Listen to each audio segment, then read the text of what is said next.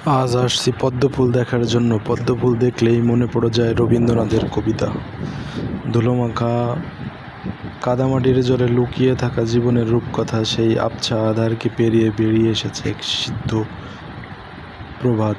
জাগ্রত হয়েছে সেই অলীক সৌন্দর্য যার নাম পদ্মফুল। সূর্য তখন ডুববে ডুববে অবস্থা। হালকা কুয়াশার চাদরে ঘেরা সোনালি আলো ছড়িয়ে পড়েছে বিলের পানিতে। বাতাসে ভেসে আসছে কচি ঘাস আর সজীব পানির গন্ধ।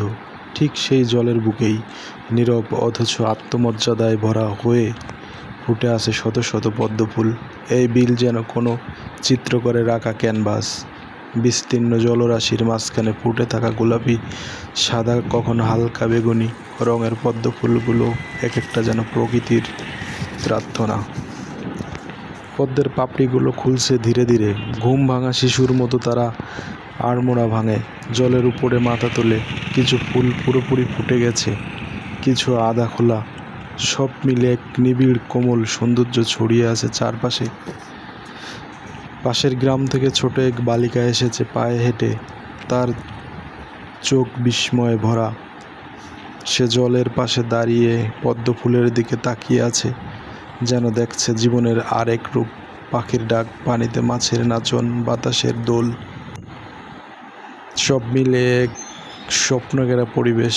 এখানে শব্দের প্রয়োজন নেই, শুধু দেখলেই বোঝা যায় প্রকৃতির নিঃশব্দ ভাষায় পদ্ম কি গভীর সত্য বলে। এই পদ্মবিল শুধু একটি স্থান নয়, এ যেন এক ধ্যানমগ্ন অধ্যায়। এখানে পদ্ম শুধু ফুল নয়, আত্মার প্রতীক। সে কাদা মাড়িয়ে সৌন্দর্য ছড়ায়, যেন বলে জীবনে যত কঠিনই হোক নিজেকে বিশুদ্ধ রাখা যায়, শান্ত রাখা যায়।